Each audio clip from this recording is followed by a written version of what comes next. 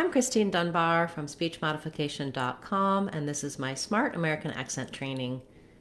In this video, we're going to look at some silent letters in English, specifically letter G, letter H, and when letters GH are together. So of course, as you know, in English, our letters don't always correspond to our sounds in a word. Sometimes the letters G, H, and GH do make a sound in a word, and we're going to look at sometimes when these letters are silent, they don't contribute anything to the word besides affecting perhaps how the vowels sound.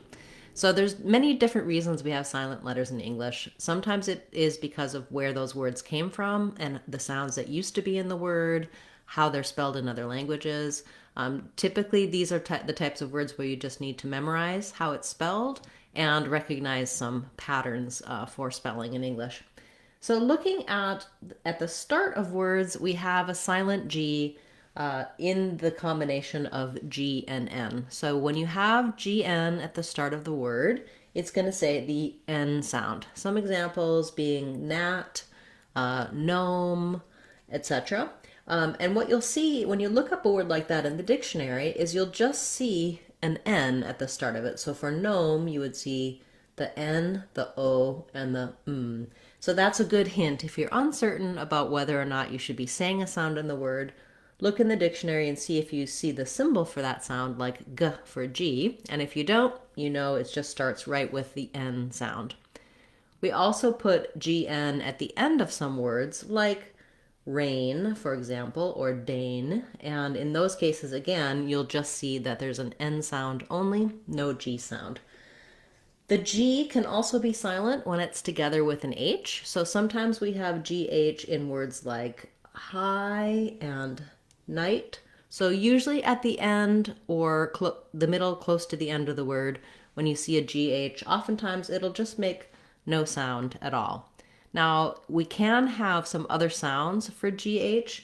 So for example, GH at the beginning is going to say the G sound. So we'll have ghost, for example. We can also have a word like enough, where the GH is going to say the F sound. Most of the time, you've learned most of these words from hearing them, so you know what the sounds are. It just might be more of a surprise if you're a beginner to know that some of these words have that spelling.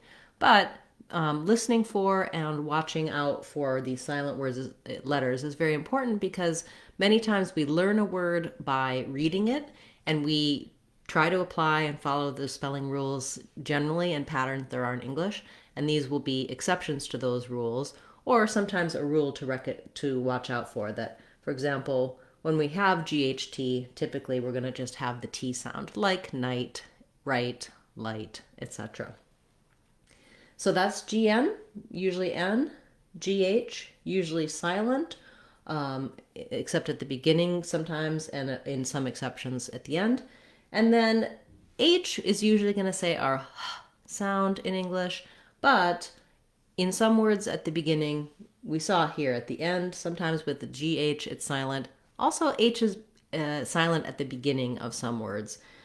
This can differ between American English and British English. For example, in American English, we say herb with no H, and in British English, they say herb with an H sound. But for most of these words that I'm going to talk about with the beginning H, in both American and British English, we don't say the H sound. So for example, hour, as in 1 hour of the day, just begins with the ow vowel, just like hour, as in the possessive pronoun our day. Honest also just begins with the ah sound of the letter O, no H sound. So again, some of these words came into the language and maybe used to have a h sound in them, or because of how they're spelled in their in the language they came from, they will have that sound. Another place where H can be silent is in some words with WH, like when, where, why. Here's an example where we just now say the w sound rather than the wh sound. So we used to have WH to represent a sound wh, which was actually the reverse. It was the H sound and the w sound. So in Old English, we didn't say what, we said what, spelled it this way, kind of reversed order. But now when we have WH, it usually says W. So for what, where, when, etc., all of those you'll see in the dictionary. For what, you'll see the W sound. For where, again, you'll see the W sound. With the exception of the word who, in the word who, it's the W that's silent, and we say the H sound. So that's kind of a holdover from, we used to say who, maybe? I don't know. No, there's a different reason that who is an H sound, but it's spelled with WH. So WH can be a little bit confusing, and you may have been trying to make more of a different sound with wh, and know that you can just say the w sound for those words. So there's another example of our silent H. So we had our silent H at the end with GH, at the beginning on certain words starting with H, and in our WH combinations. I'll be going through and presenting more silent letters for you. I'm also working on some short videos that talk about lots of silent letters at the start of words, silent letters at the ends of words, and in the middle of words.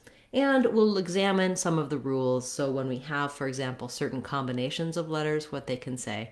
So we're looking at generally each letter by itself and what it can say, what combinations of letters can say, and trying to break down and decode for you the mysteries of English spelling and pronunciation from a basic level. Even those of you who are more advanced English speakers and may sometimes find that you have pronunciation differences or errors based on how something is spelled, because the rules don't necessarily make sense. There's lots of exceptions, of course, and it can be very challenging. So you can have really good pronunciation, a really good accent, and be tripped up sometimes by things like silent letters or the different sounds or the way a particular word is spelled. So we're going to be going through that in more detail for you.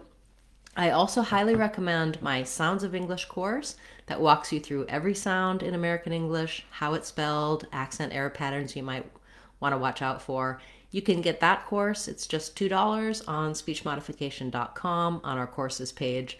And while you're there, check out our free courses and some of our other courses. Everything is either $2 or free. So it's a great way to build some foundation skills in your American English.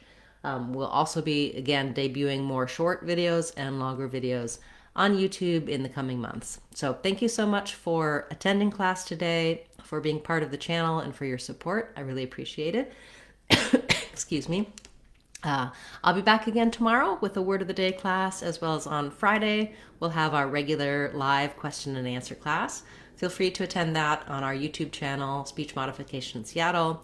Type your questions in the chat and I'll answer them for you live. I'm Christine Dunbar from speechmodification.com. Remember, if you want to sound like a native speaker, you can do it. speechmodification.com. Bye, everyone. Hope to see you again soon.